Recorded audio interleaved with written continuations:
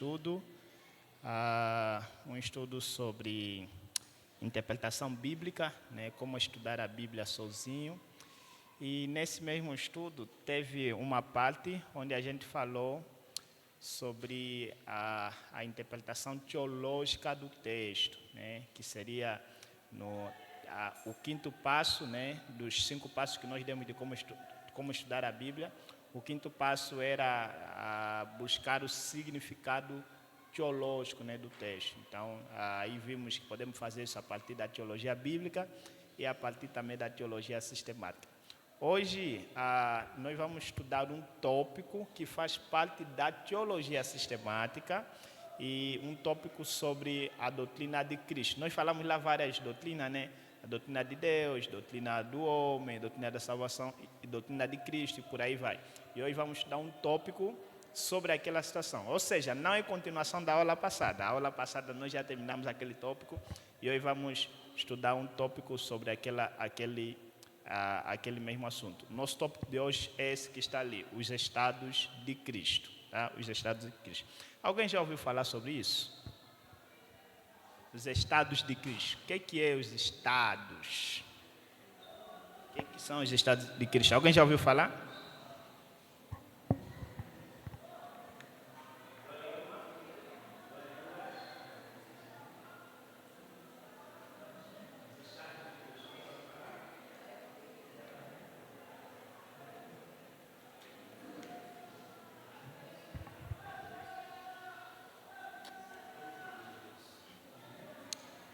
Na teologia sistemática, né, que é uma das disciplinas que se estuda na teologia, tem um assunto, uma das áreas, aliás, dentro da teologia sistemática, tem uma área, como eu disse para a semana passada os irmãos, tem uma área que é chamada cristologia, ou seja, a doutrina sobre Cristo. E aí tem esse assunto, um dos assuntos, quando se aprende a doutrina de Cristo, os ensinamentos sobre a pessoa, vida e obra do Senhor Jesus Cristo, então tem esse assunto que são então os estados de Cristo. Os estados de Cristo são aquilo que os teólogos têm olharam nas Escrituras e elaboraram para falar sobre aquilo que são as duas posições de Cristo, né, sobre a sua vida, ou seja, antes da sua posição da concepção até a sua morte e depois da ressurreição até aos nossos tempos. Então, esse que se chama dos estados de Cristo. Ou seja, quando nós olhamos para as Escrituras e para a vida do Senhor Jesus Cristo, parece que antes da ressurreição, ele tinha uma posição. Tá, né? Tinha uma posição, podemos categorizá-lo em um momento da sua vida, enquanto que após a ressurreição ele podemos categorizá-lo também em outro momento da sua vida. Isso que eu gostaria de estudar aqui com os irmãos. A importância de estudar isso é para que a gente compreenda bem aquilo que são os estados de Cristo, ou a posição que Cristo, a posição que Cristo tomou, né, seja antes da sua ressurreição e depois da sua ressurreição. Só para citar um exemplo da importância disso. Por exemplo, os católicos até hoje, cada culto é um culto de sacrifício, onde o sacerdote vai e apresenta o sacrifício a Cristo. Os católicos, inclusive, em toda a igreja católica, sempre tem a imagem de Jesus lá na cruz e as pessoas dobram o joelho diante de Jesus que está lá na cruz. Diferente dos evangélicos. Nós aqui também temos uma cruz, não temos? Tem ali uma cruz. Mas qual é a diferença entre a nossa cruz e a cruz dos católicos? Diga. Cristo não está lá. Mas Jesus não está na cruz?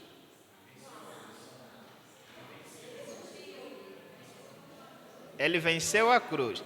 Então, isso aqui é só um exemplo que eu dou para mostrar a importância de se estudar isso aqui. A nossa cruz não tem Cristo, porque Cristo já não está na cruz. Cristo já não está na cruz. Para os católicos parece que Cristo continua ainda na cruz. Para nós não, Cristo já não está na cruz. A cruz é algo passado, tem efeitos presentes e eternos, mas é algo passado. Ou seja, cruz como símbolo de sofrimento já não faz parte do estado atual de Cristo. Atualmente Cristo não é o Cristo sofredor. Então nós precisamos ter essa concepção. E isso ajuda muito a mudarmos a nossa concepção de olhar Cristo, a forma como a gente adora Cristo e por aí vai. Então, nosso estudo de hoje é esse aqui, os estados de Cristo. Vamos começar com uma leitura bíblica lá em Filipenses capítulo 2.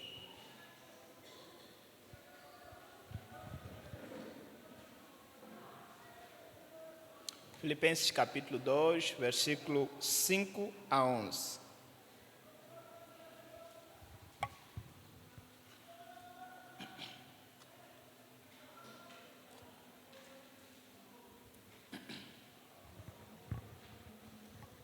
Filipenses 2, versículo 5 a 11. Diz assim a palavra do Senhor. Tende em vós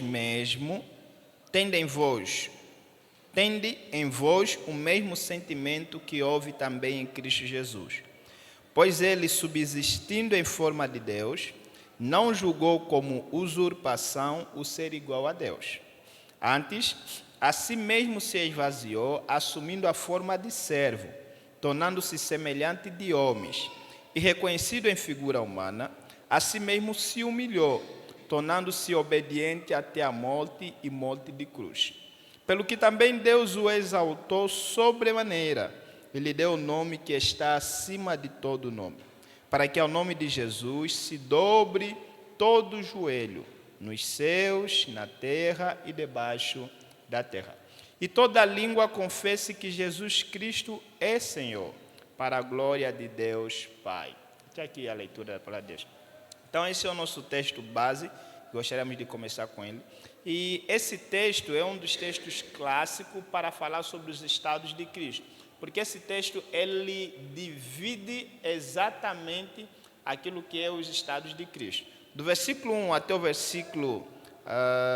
versículo 8, nós vemos a palavra ali chave é humilhação. Humilhação.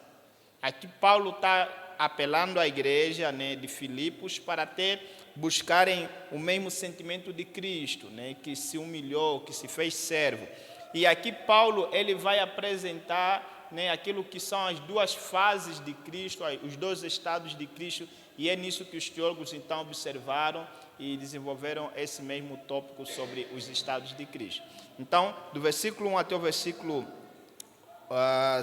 8, nós vemos a humilhação de Cristo Jesus. O que é isso? Quando Jesus Cristo ele esteve em forma humana, se encarnou, e aí então ele, embora sendo Deus, ele se submeteu àquilo que são as limitações e fraquezas humanas. Ele sofreu, ele passou por situações humilhantes. Então, Paulo chama isso aqui como sendo o momento que Cristo se humilhou, a humilhação de Cristo Jesus. Então, esse é o primeiro estado que tem se estudado, né? O estado de humilhação de Cristo Jesus. Já o versículo 9 até o versículo 11, nós vemos aquilo que é o estado de exaltação. A palavra-chave ali é pelo que também Deus o exaltou. Então, a palavra-chave ali é exaltou. Então, aí vemos o segundo estado, que é o estado de exaltação de Cristo. Então, só para a gente colocar em prática o que nós estudamos, temos o estudo que terminamos na semana passada sobre interpretação bíblica, nós falamos que a Bíblia, a interpretação reformada, não é apenas histórico-gramatical, mas também que é teológica, não é isso?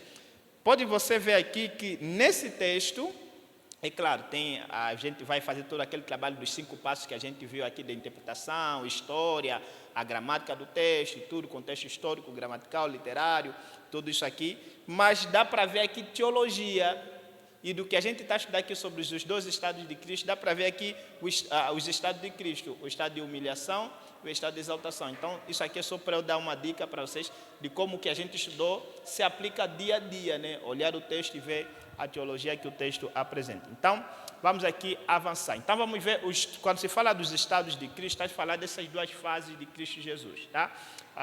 Os estados de Cristo. Então, vamos então ver essas 2 fases. A primeira é o estado de humilhação e a segunda é o estado de exaltação. Quero ver se os irmãos decoraram.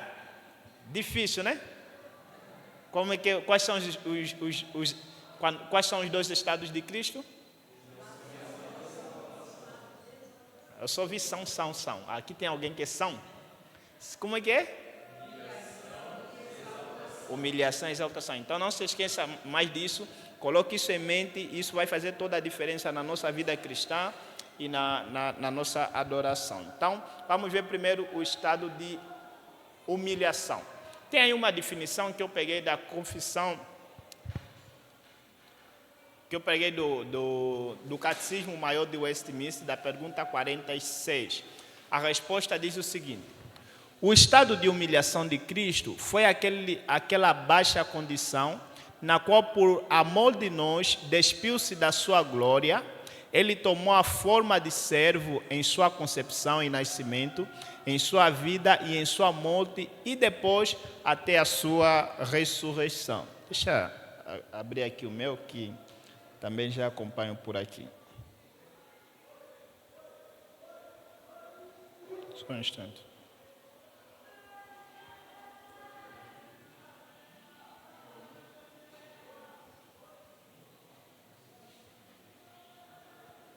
Ok. Então, o nosso catecismo, para quem não conhece, o Catecismo de Westminster, o Catecismo Maior de Westminster, é um dos documentos que fazem parte daquilo que são a expressão doutrinária da Igreja Presbiteriana. Então, a Igreja Presbiteriana do Brasil e a Igreja Presbiteriana do mundo afora tem o seu documento, a sua declaração teológica daquilo que ele crê, ou daquilo que a igreja crê. E esses documentos são três. Né? Esse documento a gente chama de símbolos presbiterianos, e eles são três, que é a Confissão de Fé de Westminster, o Catecismo Maior de Westminster e o Catecismo Menor. Então, tudo que se ensina na igreja presbiteriana está ali esboçado. E se alguém trazer alguma coisa diferente do que está ali, aí não pode ser presbiteriano. Então, está lá estampado aquilo que é a nossa doutrina. E lá ele vai definir aquilo que é o estado de humilhação, onde vai dizer, então, que o estado de humilhação foi... deixa eu acompanhar aqui, que fica mais perto, né? Que o estado de humilhação, então, de Cristo foi aquela baixa condição, né? Olha aqui a expressão que ele coloca. A baixa condição na qual, por amor de nós, despiu-se da sua glória. Então, ele vai dizer que esse estado de humilhação de Cristo Jesus foi aquela baixa condição no qual Cristo se colocou por amor de nós. Veja, Cristo que nós adoramos é o Cristo sempre eterno, sempre glorioso, o Deus majestoso. Mas esse Cristo, quando veio sobre este mundo, ele veio na sua baixa condição, ele se humilhou por amor de nós. Ele apresentou-se nessa baixa condição, isso por amor de nós. A fim de quê? A fim de sofrer em nosso lugar, pagar pelos nossos pecados, né, e representar-nos diante do Pai. E por que isso é importante? Porque, veja, o que nos salva não é somente a cruz, a morte de Cristo na cruz. A vida de Cristo Jesus também é importante para nós. Jesus é o nosso segundo Adão. Tá? Então, ao viver e cumprir a lei, ele obedeceu em nosso lugar. Ele viveu a lei em nosso lugar. Então, para então nos substituir, para então nos representar diante do Pai, ele tinha que ser igual a nós, carne e osso, né? Nasceu, vai chegar dezembro, a gente vai falar já sobre as igrejas começam a falar sobre o nascimento de Cristo Jesus. Então ele teve que se fazer homem, e nessa condição, no primeiro estágio, então, ou no primeiro estado, ele então teve naquela baixa condição por amor de nós, despindo-se da sua glória. E é isso que nós encontramos aqui em Filipenses, que quando ele vai dizer que ele, subsistindo em forma de Deus, não julgou como usurpação o ser igual a Deus. Então aqui o catecismo pega essa ideia de que Cristo despiu-se da sua glória. Veja, o texto aqui no versículo 6 não está querendo dizer, como alguns tendem a interpretar, que Cristo, por algum momento, no estado de humilhação, abriu mão de ser Deus. Jesus nunca abriu mão de ser Deus, ele sempre continuou sendo Deus. Mas no estado de humilhação, ele despiu-se daquela glória que lhe era própria. Ele enfrentou a humilhação, enfrentou os sofrimentos. Quando nós lemos os evangelhos, dá dor, não é? Você já sabe que esse que está ali é Deus. É o Deus glorioso, é o Deus exaltado, o majestoso Deus. E você vai ver, e você veja Jesus Cristo ali, naquele estado de humilhação, sendo humilhado, passando por necessidade, tendo sede, tendo fome, passando por aquele vexame por aí. Dá dor quando você conhece que este é o Cristo. Mas este é a parte do estado de humilhação dele.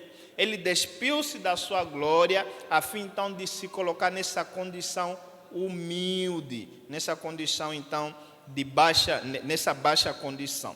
Isso por amor a nós. Ele então tomou a forma de servo em sua concepção e nascimento, em sua vida, em sua morte e depois até a sua ressurreição. Então essa é a definição que o Catecismo Maior de Westminster vai aqui apresentar. Vamos então ver o que são esses estádios. O Catecismo, ele resumiu aquilo que então são os estados de Cristo. Vamos então olhar aqui quais são então esses estados de humilhação, o que faz parte desse estado de humilhação de Cristo Jesus. O primeiro é a questão da encarnação e nascimento. Encarnação e nascimento. Vamos ler esses textos ali. Livro de João, capítulo 1, versículo 14.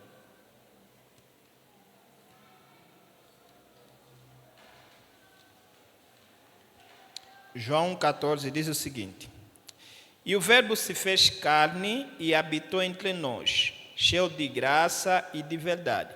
E vimos a sua glória, a glória como do unigênito do Pai. Veja, a encarnação do Senhor Jesus Cristo faz parte do seu estado de humilhação. Porque Deus não tem forma humana. Então, quando Deus toma forma humana, Ele está entrando na sua criação, ao mesmo tempo tomando algo que Ele criou, está tomando esse mesmo corpo para si. Então, quando Cristo se encarna, faz parte do seu estado de humilhação. O Deus bendito, o Deus sempre eterno, que ocupa toda a criação, Ele teve que ocupar uma matéria. Não que a matéria seja má, mas teve que estar limitado em um corpo. E aqui é necessário a gente ter um pouquinho de cuidado. Acho que uma das aulas eu já apresentei uma pegadinha para os irmãos, meio coisa assim. Quando se fala de Cristo Jesus, nós precisamos olhar Jesus Cristo como sendo Deus homem, sem distinção, sem separação nenhuma, né? Ou sem uma parte, aqui é Jesus como Deus, aqui é Jesus como homem. Não, Jesus é o Deus homem. No entanto, precisa se olhar que Ele é 100% homem e 100% Deus. Portanto, as características de homem Ele tem.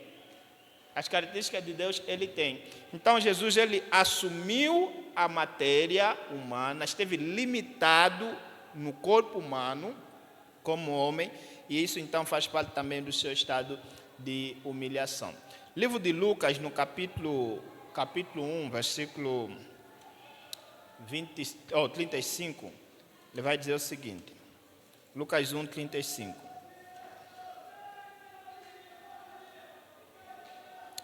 Respondeu-lhe o anjo: Descerá sobre ti o Espírito Santo, e o poder do Altíssimo te envolverá com a sua sombra.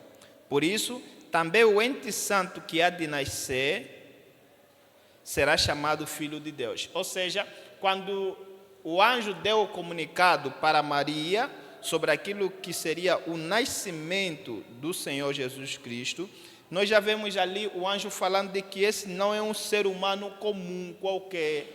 É o Deus, esse é Deus que haverá de tomar a forma humana. Então veja, o Deus glorioso habitaria no meio de nós, no mundo caído, no mundo corrompido, e teria todas as limitações de um corpo humano, de uma matéria de um corpo, né? Ou de um corpo, né? Então essa é a primeira coisa que a gente vê sobre o estado de humilhação do Senhor Jesus Cristo. Alguma dúvida, alguma colocação? Não? Então vamos avançar. O segundo que nós podemos ver ali é os sofrimentos do nosso Senhor Jesus Cristo. Podemos dar uma olhada lá em Isaías. Isaías, capítulo. Hoje vamos abrir bastante textos. Teologia sistemática abre muitos textos, né? Então, Isaías 53, versículo 3, ele vai dizer: era desprezado e o mais rejeitado entre os homens, homem de dores e que sabe o que é padecer. E como um de quem os homens escondem o rosto, era desprezado e dele não fizemos caso. Então, Isaías, muitos anos atrás, falando sobre os sofrimentos do Senhor Jesus Cristo, vai apresentar esse Deus que vai se encarnar como sendo o servo sofredor, aquele que vai sofrer. Então, isso que nós lemos nos evangelhos sobre o sofrimento de Cristo Jesus, fazem parte desse seu estado de humilhação. Ele passando por todas as situações, passando por aqueles todos os sofrimentos, né, a fim então de conquistar a nossa salvação. Então, todos os sofrimentos que Cristo Jesus passou, as privações, né, as perseguições e tantas outras coisas por aí, fazem parte desse seu estado de humilhação e que é parte também importante para a nossa salvação. A outra coisa que nós vemos sobre o estado de humilhação de Cristo Jesus é a questão da sua morte. Isso podemos dar uma olhada lá em 1 Coríntios capítulo 15, versículo 3. 1 Coríntios 15, versículo 3.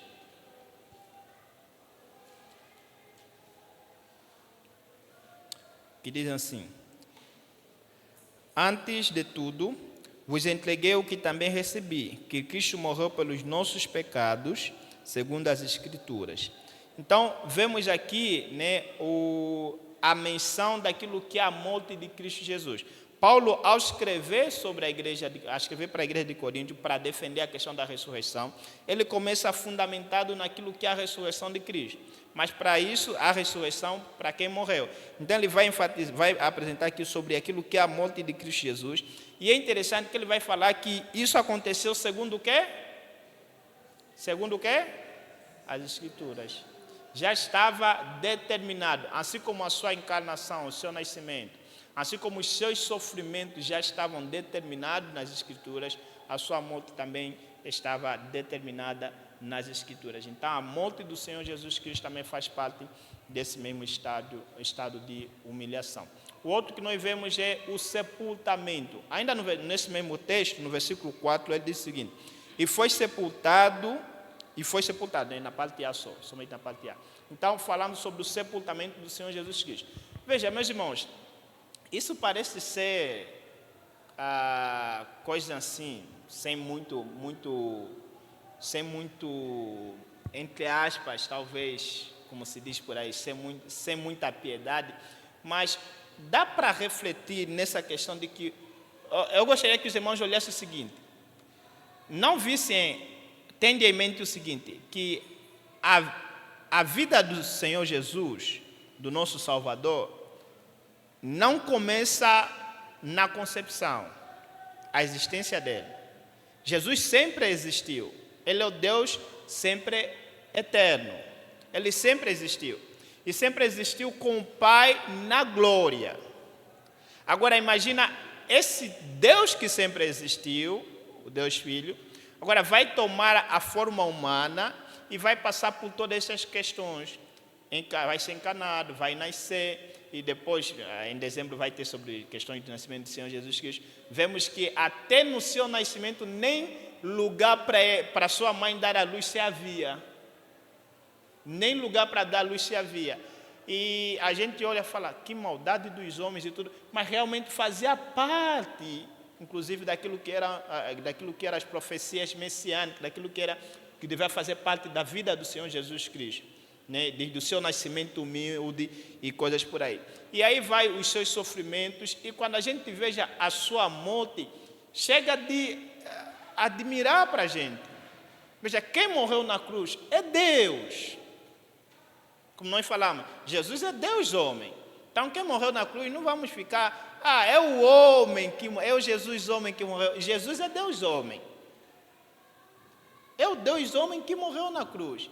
E é o Deus homem que está sendo sepultado. Dá para pensar nisso aqui, o Deus glorioso, sempre eterno, se fazendo homem, passando por sofrimentos, morrendo e uma morte assim, horrenda, horrível, né, sendo crucificado, que era a morte para os piores dos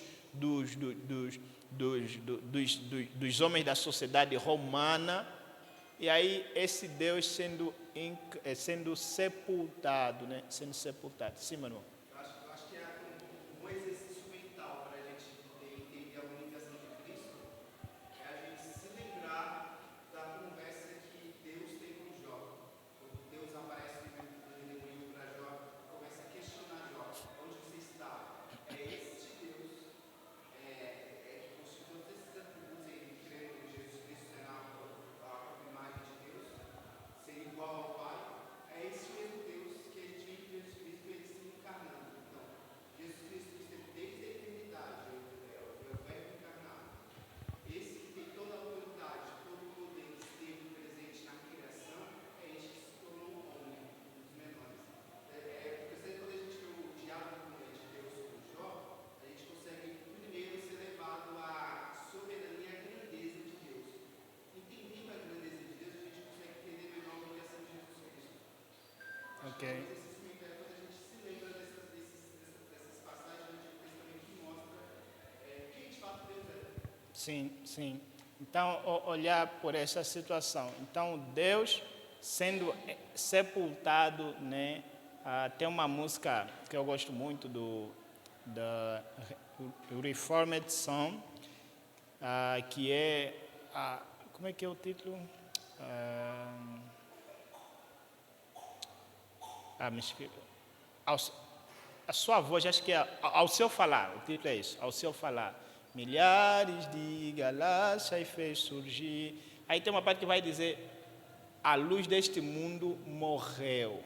Ele vai descrevendo assim sobre aquilo que é a vinda de Cristo, o seu sofrimento, e depois, quando vai dizer, a luz deste mundo morreu. Imagina o Deus que é a luz deste mundo, o Deus que disse, haja luz, lá na cruz do Calvário, depois de dizer, está consumado, tombou, chegou a morrer. E tudo isso aqui por amor a nós. A outra questão é, a outra parte que faz parte do estado de humilhação de Cristo, é a sua descida ao Hades, né? A sua descida ao Hades. Vamos ler lá Salmos 16.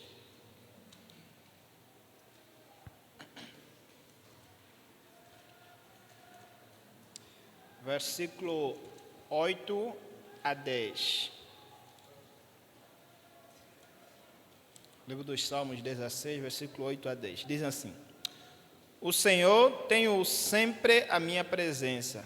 Estando Ele à minha direita, não serei abalado. Alegre-se, pois, o meu coração, e o meu espírito exulta. Até o meu corpo repousará seguro. Pois não deixarás a minha alma na morte, nem permitirás que o teu santo veja a corrupção. Tem tido essa parte da descida ao Hades, nós recitamos no credo apostólico, né, as igrejas evangélicas têm o credo apostólico, e tem uma parte que a gente diz que desceu ao inferno ou Hades, né? Alguns têm colocado essa situação. A expressão, alguns têm tido discussões sobre a questão desceu ao inferno, e os estudiosos dizem que a melhor expressão seria desceu ao Hades. Ao Hades, para fazer referência, o Hades era o mundo dos mortos, tá? O mundo dos mortos. E aqui é para fazer referência de que Jesus Cristo realmente esteve morto. Aquilo não era apenas uma encenação, quando estava lá na cruz e chegou de respirar, não é apenas uma encenação, mas que de fato o Deus bendito, ele desceu até então ao mundo dos mortos. Ele esteve, né, 2 dias, no terceiro então ressuscitou. Então, dizendo, para enfatizar sobre aquilo que é realmente a morte do nosso Senhor Jesus Cristo. Então, quando se fala dos estados de humilhação, nós podemos então olhar esses tópicos ali para ver sobre aquilo que é o estado então de humilhação, aquilo que Cristo passou em nosso lugar. Alguma colocação? Não? Então vamos ver algumas aplicações do que a gente pode ver com isso aqui. algumas aplicações sobre os estados de humilhação de Cristo. Então, os ensinos sobre o estado de humilhação de Cristo nos mostram, primeiro, o nosso grande estado deplorável. Cristo teve que passar por isso em nosso lugar, a fim então de nos representar. Jesus é o nosso representante diante de Deus. Então ele teve que viver como a gente vive, teve que se colocar em nosso lugar. Então mostra o nosso estado deplorável. O segundo, a perfeição do sacrifício de Cristo por nós. Jesus Cristo não é um Salvador que desceu dos seus direitos para a cruz. Não é. Jesus Cristo é um Salvador que viveu a nossa vida. Assim como nós fomos condenados em Adão e nele morremos, assim também nós somos salvos em Cristo, que é o segundo Adão, mas ele, como nosso representante, ele teve que viver a nossa vida. Por isso é que a Bíblia fala Adão, primeiro Adão e segundo Adão. Por quê? Porque o primeiro Adão nos representa. Quando ele caiu, todos nós caímos. O segundo Adão também nos representa. A sua morte e ressurreição é a nossa morte e ressurreição. E ele passou por tudo isso aqui em nosso lugar. Então, isso mostra a perfeição do sacrifício dele. Cristo é igual a nós, como homem. Ele é nosso. É o nosso representante. Ele teve que passar por tudo que a gente passa neste mundo, a fim então de nos representar. E quando chega na cruz do Calvário, ele é o perfeito Salvador, aquele realmente que se identifica. Por isso foi necessário Cristo passar por tudo o que ele passou, né? Porque às vezes a gente poderia refletir, mas não poderia ser mais fácil. Tipo assim, já cai dos céus, já com um corpo humano e já vai direto para a cruz. Passou todo aquele tempo, por quê? Porque a sua vida é importante para a nossa salvação.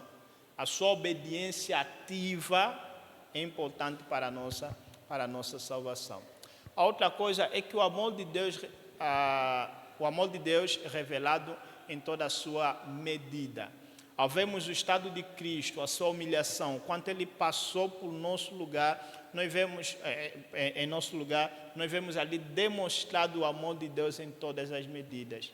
O seu filho teve que passar por aquilo tudo, a fim de nos redimir. A gente, quando os que são os pais, né? Eles querem o sucesso dos seus filhos, querem a alegria do seu filho, o bem-estar do seu filho. Imagina o Deus glorioso que sempre esteve em glórias eternas com o seu filho e tendo o seu filho ali passar por todas essas situações em nosso lugar. Não há amor maior do que isso. Como dizia Agostinho de Hipona, né? A cruz é a maior expressão do amor de Deus. Então, quando olhamos então para aquilo que é o sacrifício de Cristo em nosso lugar, é necessário então que a gente olhe não somente a cruz do Calvário. Precisamos olhar tudo também antes da cruz do Calvário. Aquilo também faz parte, né, faz parte da nossa salvação. A cruz é o culminar, é o clímax da obra do estado de humilhação, né, de Cristo Jesus. Depois tem o estado de exaltação. É o clímax da obra de sacrifício. No entanto, a outra parte, os outros momentos antes da cruz também são importantíssimos para o nosso lugar. Inclusive, aquilo que é a tentação de Cristo Jesus. Porque se Cristo caísse aí, não teria salvação para nós. Então, a sua vida, a sua obediência, a sua vida, né, é importante também para a nossa salvação. Isso é quem coloquei? Fui eu quem coloquei isso aí? Tá. Obrigado, meu irmão. Em quarto lugar, é que esse mesmo tópico da humilhação de Cristo nos conduz à piedade. Às vezes a gente quer ser mais espiritual, quer ser mais piedoso, inclusive quer ser mais humilde. E quero te falar, meu querido irmão, estude a humilhação de Cristo. Reflita, medite naquilo que são o que Cristo passou em seu estado de humilhação. Não há coisa que mais traz piedade para nós, que mais traz a dedicação às coisas de Deus, mais espiritualidade, mais humildade, quando se olha para aquilo que é a cruz do Calvário, quando se olha para aquilo que é o estado de humilhação do Senhor Jesus Cristo. Havia um pastor muito acadêmico, bem conhecido academicamente, e esse mesmo pastor era conhecido também por sua tamanha humildade. E alguns estudantes de teologia, e ele já tinha muitos anos na caminhada cristã, sendo teólogo e pastor, mais de 40 anos, ele continuou sendo assim, um pastor bem acadêmico, que conhece bastante, mas muito piedoso, muito humilde. Alguns estudantes de teologia procuraram por ele e falaram: como é que é possível em 40 anos continuar sendo tão humilde, um senhor como você, com bastantes estudos, graus acadêmicos, obras publicadas, como é possível continuar humilde durante todo esse tempo? Ele falou: como é que é possível viver na arrogância se você tem em vista a cruz? Como é que é possível? Então, como diziam os puritanos, quer ser mais piedoso? Olhe para a cruz. Olhe para o estado de humilhação. Porque quando você vê aquilo que Cristo sofreu em nosso lugar, você vai... A pergunta que sempre surge é: mas eu não mereço isso. Por que Ele fez isso por mim? Nós não merecemos isso, mas Ele pagou em nosso lugar. Alguma colocação? Algum comentário? Alguma pergunta? Os irmãos estão muito quietos. Nosso professor, alguma colocação? Pastor, queremos ouvir a sua voz, hein? Aula ruim também não gera dúvida. Algum ponto? Tá, né? Então tá bom. Aí vamos então ver agora o estado de exaltação do nosso... O estado de exaltação. Então vimos o estado de humilhação, agora vamos então ver o estado de exaltação. Então o estado de humilhação começa da encarnação até a descida ao Hades, até a sua morte, até a morte de Cristo Jesus. Da ressurreição em diante, ali nós temos outra fase do Senhor Jesus Cristo, que é o estado de exaltação do Senhor Jesus Cristo. Vamos lá ver, o catecismo novamente nos ajuda ali com a definição, e ele vai definir o estado de exaltação do Senhor Jesus Cristo do seguinte modo: o estado de exaltação de Cristo compreende a sua ressurreição, a ascensão, o estar sentado à destra do Pai e a sua segunda vinda para julgar ao mundo. Então esse é o conceito, a definição que o Catecismo Maior de Westminster apresenta sobre o estado de Cristo. E aqui, nessa definição, ele já apresenta aquilo que é, então, os tópicos que fazem parte daquilo que é o estado de exaltação do Senhor Jesus Cristo. Vamos ver isso aqui, então, detalhadamente agora. Primeiro é a questão da ressurreição. Ainda lá em 1 Coríntios, no capítulo 15, vamos lá ver 1 Coríntios, capítulo 15.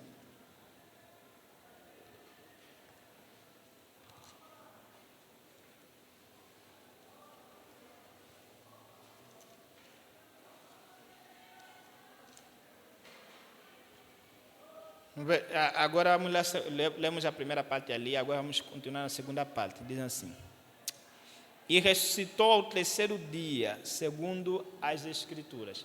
Então também Paulo falar da ressurreição de Cristo Jesus vai apontar também de como isso aqui estava previsto nas Escrituras, que Cristo deveria ressuscitar.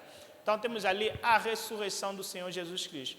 Então a ressurreição faz parte da exaltação do nosso Senhor Jesus Cristo. A Bíblia diz que a morte não podia o prender.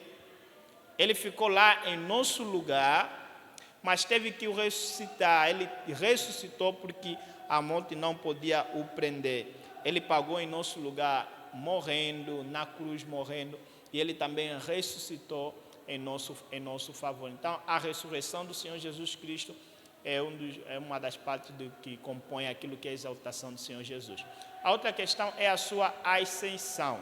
O livro de Atos, né, no capítulo 1, versículo 9, vai falar o seguinte. Atos capítulo 1.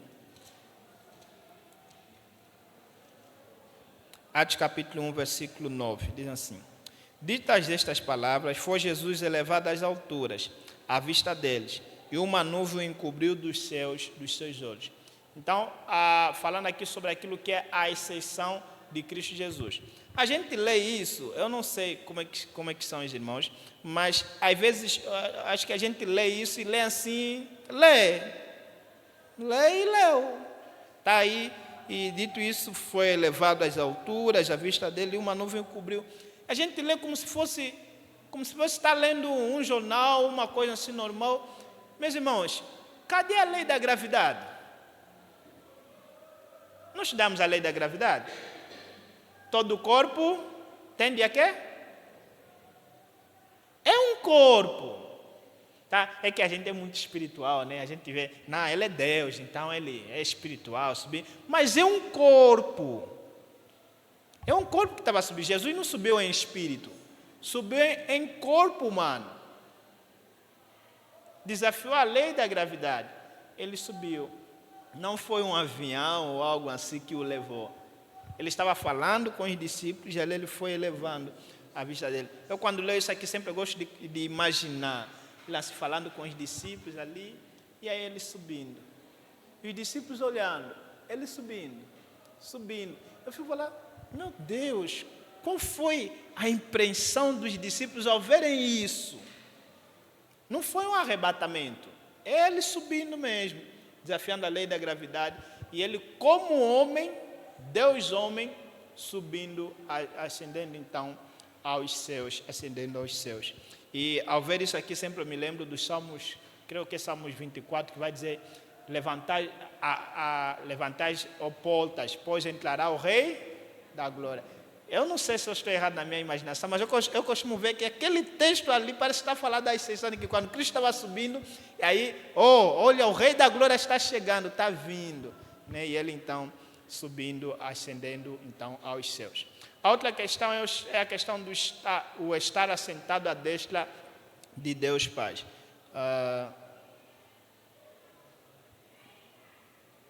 Vou falar disso aqui, vou juntar isso aqui junto. Então, estar assentado à destra de Deus Pai. Isso podemos ver lá em 1 Pedro, no capítulo 3, no versículo 22. 1 Pedro, capítulo 3, versículo 22. Diz o seguinte: o qual, depois de ir para o céu, está à destra de Deus, ficando-lhe subordinado anjos e potestades e poderes. Então, falando de quando ele, depois de subir aos céus, aqui Pedro fazendo referência àquilo que era a ascensão de Cristo Jesus, então ele está à destra de Deus, está à direita de Deus, e todos então, toda a autoridade lhe está subordinada. Aqui falando sobre o estar sentado à destra de Deus Pai. E é interessante de se observar para isso, a gente não, às vezes eu penso que a gente não pensa muito sobre isso, da importância da ascensão e o ato de Cristo estar à direita de Deus Pai. Veja, é que no ato de humilhação, Cristo nos representava. E no ato de exaltação, Cristo também nos representa. E ele lá à direita do Pai, a exceção de Cristo, e ele estando à direita do Pai, tem tamanha importância para a nossa redenção, porque agora nós que estamos aqui na terra, os homens aqui, né, salvos por Cristo, mas ainda pecadores, mas ainda falhos, Deus olhando para a figura do seu Filho, ele olha aquilo que são o povo de Cristo. Nós continuamos sendo o que somos, como diz Martinho Lutero, justos e pecadores ao mesmo tempo, com as nossas falhas. E esse Deus Santo que pune todo o pecado, ele só não te pega, ele só não te caça, ele só não esmaga você, porque ele veja em ti a figura do Senhor Jesus Cristo. Veja em ti o Cristo que sofreu por você, o Cristo que foi exaltado, o Cristo que pagou em seu favor. Por isso é que quando um dos dias que nós a gente pregamos, né, falando sobre a intercessão de Cristo Jesus, é uma intercessão legal. Ele tem... qual a expressão que eu vou usar? Eu fico às vezes assim, porque às vezes me vem a expressão de Angola e eu lembro que não estou em Angola, né? Vou usar uma expressão, pelo menos que me vem aqui em mente, que o brasileiro fala, me perdoem, acho que essa expressão não se usa muito aqui, mas não estou achando que eu consegui. Ele tem moral para orar. interceder. Não cabe essa expressão aqui, né, pastor? Deu para entender. Qual seria uma expressão para usar aqui? Autoridade, exato. Ele tem autoridade para pedir ao Pai para interceder em nosso lugar. Então, quando a gente... Sim, pastor.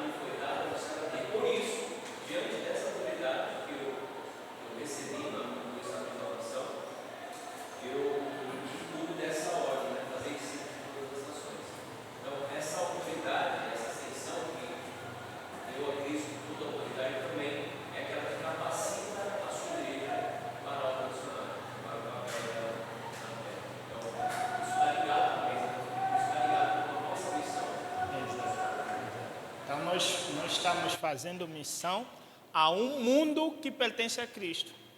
E que garantia maior nós temos além disso? O mundo pertence a Cristo Jesus. O mundo de trevas, mas tudo pertence a Cristo Jesus. Agora, só fazendo aqui um exercício de teologia bíblica. Quando Deus criou Adão, Deus o criou para ser o vice-regente da criação. Lá em Gênesis capítulo 1, nós vimos que Deus deu a ele o seguinte: dominar a terra e sujeitar. Não é isso? Deus deu essa missão para Adão. Adão é como se fosse o vice-regente da criação. Deus é o criador, o rei de tudo pertence a Deus, e Deus é o governador de tudo. E Deus concedeu a Adão para reger a sua criação. Veja o privilégio que Adão teve. Ele como se seria o rei da criação. Mas Adão, na sua missão, o que ele fez? Falhou. Cristo, como segundo Adão, ele nos representa, morre por nós, ressuscita, vai aos céus e recebe a autoridade sobre toda a criação. Naquilo que o primeiro Adão falhou, o segundo Adão acertou. Aqui nós vemos o cumprimento daquilo que era o plano de Deus para com os homens, que é reger a criação, que é o homem ser o regente da criação. Deus nos criou como sua imagem e semelhança, isso tem importância, tem implicações para tal. Imagem e semelhança significa espelhá-lo naquilo que nós somos e representá-lo naquilo que ele é. Nós, os homens, fomos criados para isso. Mas o nosso pai Adão falhou. E o nosso pai, o segundo Adão, acertou. E ele recebeu a autoridade sobre toda a criação. Tudo lhe está sujeito. Tudo pertence a ele. Tudo é dele. Por isso existe aquela frase, né, que a gente cita muito no meio reformado, do Abraham Kuyper. Não sei se lembram a famosa frase? Quando se fala do Abraham Kuyper, né? Abraham Kuyper. A frase mais famosa dele, né? Não há nenhum centímetro quadrado neste mundo que Cristo não diga, é meu. É uma frase bonita, mas não é uma frase de efeito, não. É verdade bíblica. Tudo está sujeito a Cristo. Deus deu a autoridade do mundo todo aos pés de Cristo Jesus. Mas talvez alguém vai perguntar, tá, mas já não era dele, não é? Já não era dele. É que este mundo, olhe desse jeito, Deus criou o mundo, só que este mundo depois o que aconteceu? Caiu em pecado. Quando este mundo caiu em pecado, o mundo se aliou a Satanás. O mundo ficou corrompido. Agora, este mundo precisa ser redimido. Deus precisa reconquistar o seu mundo, que lhe é o céu. E para isso, só que ali entra o dilema. Como é que o Deus justo vai justificar o pecador? Por isso é que Deus teve que se encarnar para ele ser tanto o justo como o quê? O justificador. Então o homem deveria receber a devida condenação pelos seus pecados, e nós recebemos isso na pessoa de Cristo Jesus, e o homem aí então seria justificado. Então vemos ali agora Cristo Jesus como o homem Deus, o Deus homem, que recebeu autoridade sobre toda a criação, tudo lhe pertencendo. Veja, aquilo que era o plano de Deus para nós os homens, que é sendo o vice-regente da criação, nós conseguimos isso não no primeiro Adão, mas no segundo Adão. Aquele que obedeceu à voz do Senhor, aquele que cumpriu os mandamentos do Senhor, viveu uma vida de perfeição ao Senhor. E algo interessante, o estado de humilhação visava mesmo isso aqui, é que Cristo precisava provar a sua perfeita obediência. Tudo o que ele passou lá não é apenas fachada. Quando lemos lá a tentação de Jesus, não é uma fachada que Jesus está sendo tentado, porque a gente fica naquele dilema, tá, mas Deus, é possível Deus cair em tentação? Não, não é. Mas aquilo não é apenas não é uma fachada apenas. Ou não é uma fachada. É realmente uma tentação real. Ele não somente é Deus, mas também é homem. E todas aquelas tentações, provações que Cristo passou, era para provar a sua perfeita obediência, assim como Adão tinha que ser provado. Então, ele provou a sua obediência perfeita, e ali foi o nosso Salvador perfeito. Lembra dos que falam no Antigo Testamento que o animal precisava ser sem defeito? Então, nosso Senhor Jesus Cristo, provando a sua perfeita obediência, para que na cruz do Calvário a sua morte pudesse ser uma morte, então, perfeita, uma morte perfeita. Então, temos ali, então, o estar assentado à destra de Deus. E, por último, aquilo que é a volta física e visível do nosso Senhor Deus. Ainda lá no próprio livro de Atos, no texto que nós já acabamos de ler, capítulo 1, o versículo 10 e 11 vai dizer o seguinte. Nós lemos o versículo 9, da ascensão de Cristo. Agora o versículo 10 e 11, que é a volta.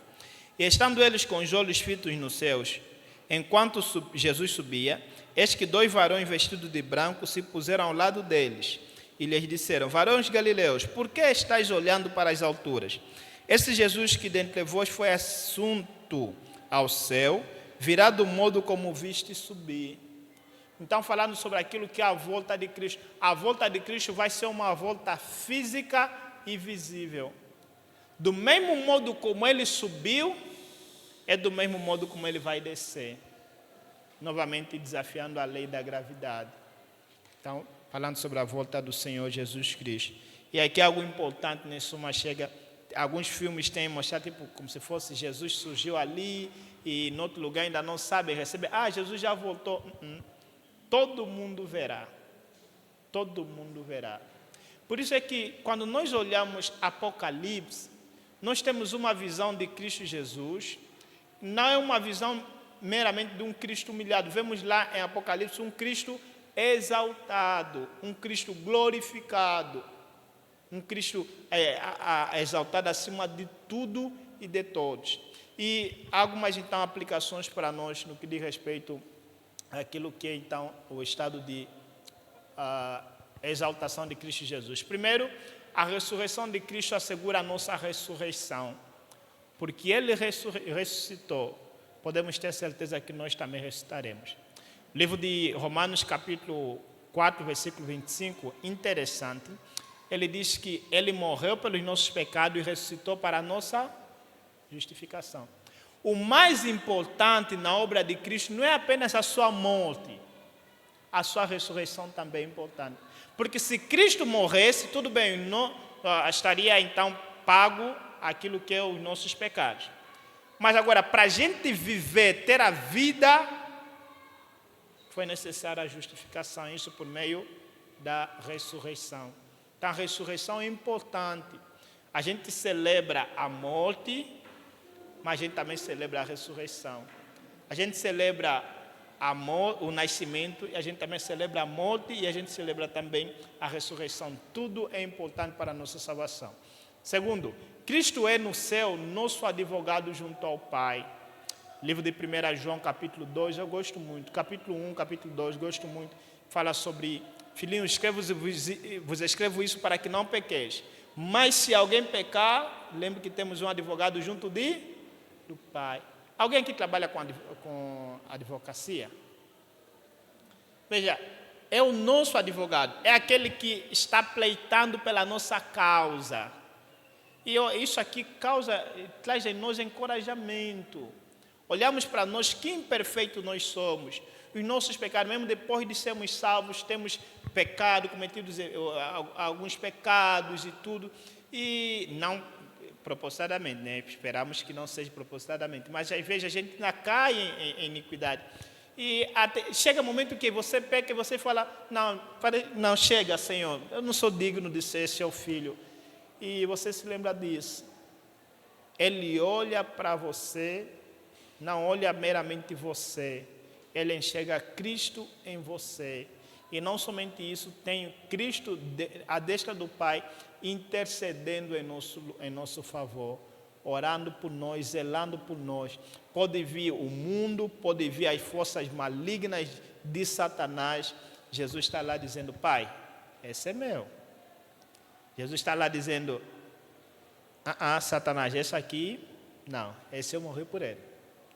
Satanás pode vir com fúria, é aquilo que diz o cântico de Martinho Lutero, né? Com fúria pertenaz, persegue Satanás, sabe? Satanás vem nos perseguir com fúria, mas nós temos o nosso advogado, aquele que nos representa e zela pela nossa causa. Terceiro, Cristo é no céu nosso intercessor junto ao Pai. Ele está intercedendo em nosso lugar. Creio que já nós falamos sobre isso aí. E o quarto, sua ascensão e assentar-se à destra de Deus mostra seu reinado sobre todas as coisas. Veja, eu gostaria que nós tivéssemos em mente o seguinte, por favor, uma atenção agora. Tire da sua mente, quando você estiver a adorar a sua vida cristã, o Cristo coitadozinho, né? Aquele Cristo lá do filme, né? Aquele coitadozinho que sofreu, nem tinha até água, tinha que pedir para a mulher samaritana água. Essa não é a visão do estado de Cristo presente. Apocalipse não vai te mostrar isso. O Cristo atual não é o Cristo coitadozinho. É o Cristo glorioso. É o Cristo exaltado. Então, tire da sua mente esse Cristo desse jeito. Tem em dezembro, tem o mês da Páscoa e por ali vai, onde que se faz memorações, vamos aqui terminar já, onde se faz memorações sobre aquilo que é a vida de Cristo Jesus. Dezembro, o seu nascimento, né? Na Páscoa, a sua morte e por aí vai.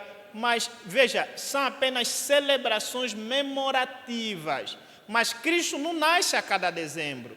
Cristo não morre a cada Páscoa. Cristo morreu uma única vez, nasceu uma única vez. Cristo sofreu uma única vez. Então não coloque na tua mente aquele Cristo coitadinho na cruz, sofrendo.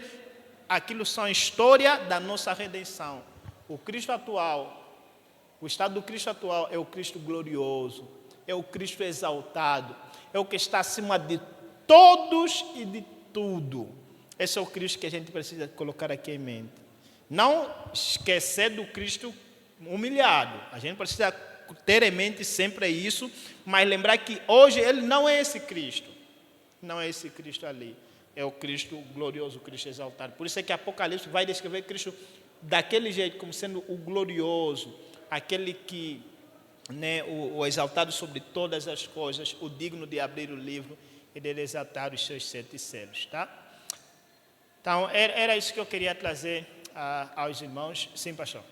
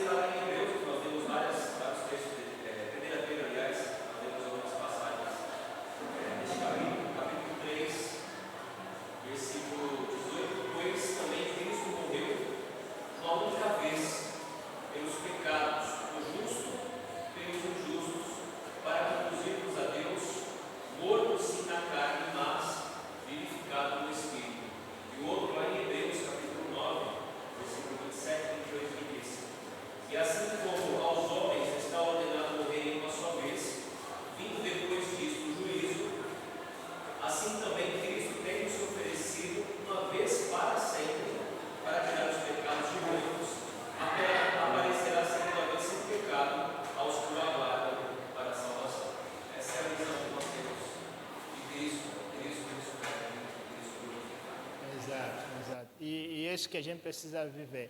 Embora a gente tenha essas celebrações que eu já mencionei, mas não vamos recriar o nascimento, não vamos recriar a crucificação, não vamos recriar, né, as coisas. Não, o Cristo morre só uma única vez.